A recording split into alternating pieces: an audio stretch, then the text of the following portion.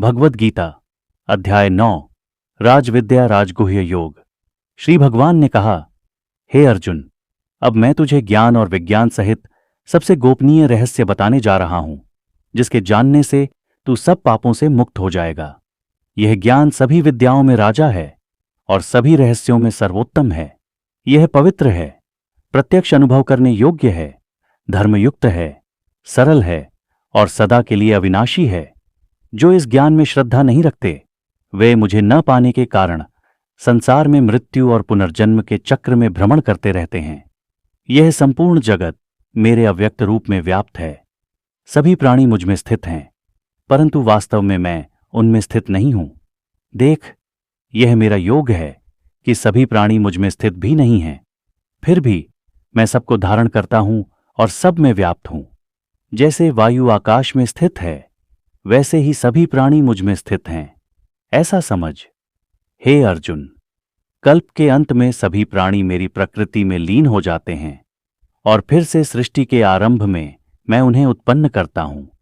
मैं अपनी प्रकृति के अधीन होकर बार बार इस समस्त सृष्टि को उत्पन्न करता हूं और यह प्रकृति मेरे नियंत्रण में रहती है। हे अर्जुन, ये सभी कर्म मुझे बांधते नहीं, क्योंकि मैं इनमें आसक्त नहीं हूं और मैं इनसे अलग खड़ा हूं। मेरी प्रेरणा से प्रकृति सभी प्राणियों को उत्पन्न करती है और इसी से सारा संसार घूमता रहता है। मूर्ख लोग मेरी इस अव्यक्त और श्रेष्ठ शक्ति को नहीं समझते और मुझे मनुष्य रूप में देखते हैं। ऐसे अज्ञानी लोग व्यर्थ की आशाएं और कर्म करते हैं और मोह में पड़कर असुरी और राक्षसी प्रवृत्तियों में फंस जाते हैं। परंतु जो महात्मा हैं, वे मेरी दिव्य प्रकृति को समझते हैं और मुझे अविनाशी अनादि परमात्मा मानते हुए मुझ में भक्ति करते हैं। वे सदा भजन करते हुए मेरी स्तुति करते हैं, मेरी आराधना करते हैं और अनन्य भाव से मेरी उपासना में लगे रहते हैं। कुछ लोग ज्ञान योग के माध्यम से, कुछ एकता के रूप में, कुछ अनेकता के रूप में और कुछ समस्त रूपों में मुझे पूजते हैं। मैं यज्ञ हूं, मैं हवन हूं, मैं पितरों का तर्पण हूं, मैं औषधि हूं, मैं मंत्र हूं, मैं घृत हूं, मैं अग्नि हूं और मैं ही यज्ञ का स्वामी हूं। मैं इस जगत का पिता, माता, धाता और पवित्रतम हूं। मैं ज्ञान का भी जाता हूं और सबका शरणदाता हूं। मैं आदि हूं, मध्य हूं और अंत भी हूं।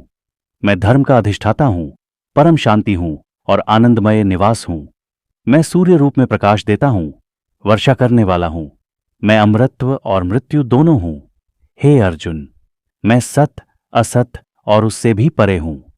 जो लोग वेदों का ज्ञान प्राप्त कर इंद्रियों को संयमित करते हैं और स्वर्ग की प्राप्ति के लिए यज्ञ करते हैं, वे पुण्य कर्मों के फल से स्वर्ग लोक को प्राप्त करते हैं और वहां दिव्य सुखों का भोग करते हैं। स्वर्ग में पुण्य फल का उपभोग करने के बाद जब उनके पुण्य समाप्त हो जाते हैं, तब वे फिर इस संसार में लौट आते हैं। इस प्रकार वेदों का मार्ग अपनाने वाले लोग आवागमन में फंस जाते हैं, परंतु जो अनन्य भाव से मेरी भक्ति करते हैं, उनके योगक्षेम का मैं स्वयं पालन करता हूं। जो अन्य देवताओं की पूजा करते हैं और उन्हें भजते हैं, वे वास्तव में मुझे ही पूजते हैं, परंतु अज्ञानवश यह समझ नहीं पाते। मैं सभी यज्ञों का भोक्ता और स्वामी हूं, परंतु वे मुझे नहीं जानते, इसलिए वे पुनः जन्म मरण के चक्र में फंसते हैं।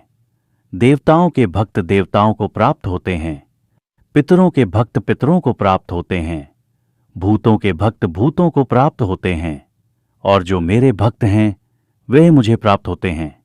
यदि कोई प्रेमपूर्वक मुझे पत्र, पुष्प, फल या जल अर्पित करता है, तो मैं उसे सहर्ष स्वीकार करता हूं। जो कुछ भी तू करता है, खाता है, अर्पण करता है, तप करता है, उसे मुझे अर्पित कर। इस प्रकार तुझे कर्मों के बंधन से मुक्ति मिलेगी और तू मुक्त होकर मुझे प्राप्त करेगा। मैं सब प्राणियों में समान रूप से स्थित हूं। मेरे लिए न कोई प्रिय है न अप्रिय, परंतु जो मेरी भक्ति करते हैं, वे मुझ में स्थित होते हैं और मैं उनमें। यदि कोई अत्यंत पापी भी अनन्य भाव से मेरी भक्ति करता है, तो वह साधु ही माना जाता है, क्योंकि वह सही मार्ग पर है। वह शीघ्र ही धर्मात्मा हो जाता है और शाश्वत शांति को प्राप्त करता है। हे अर्जुन, निस्संदेह मेरा भक्त कभी नष्ट नहीं होता। हे अर्जुन, चाहे स्त्रियां, वैश्य, शूद्र या पाप योनि में जन्मे लोग हों, यदि वे मेरी शरण में आते हैं तो वे भी परम गति को प्राप्त कर सकते हैं। फिर जो पुण्य कर्म करने वाले ब्राह्मण और राजा जनों की बात है, वे तो मुझे प्राप्त करेंगे ही। अतः इस दुखमय संसार में तू मेरी भक्ति कर, तू मुझ में मन लगा, मुझ में ही शरण ले, मुझसे प्रेम कर, मुझे नमस्कार कर। इस प्रकार तू मुझे ही प्राप्त करेगा। यह मेरा वचन है, क्योंकि तू मेरा प्रिय है। यह अध्याय भक्ति के माध्यम से परमात्मा की प्राप्ति का मार्ग दिखाता है। इसमें भगवान ने भक्ति के महत्व और उसके लाभों का वर्णन किया है और अर्जुन को अपने में मन लगाने, मुझ में शरण लेने और मेरी भक्ति करने का उपदेश दिया है।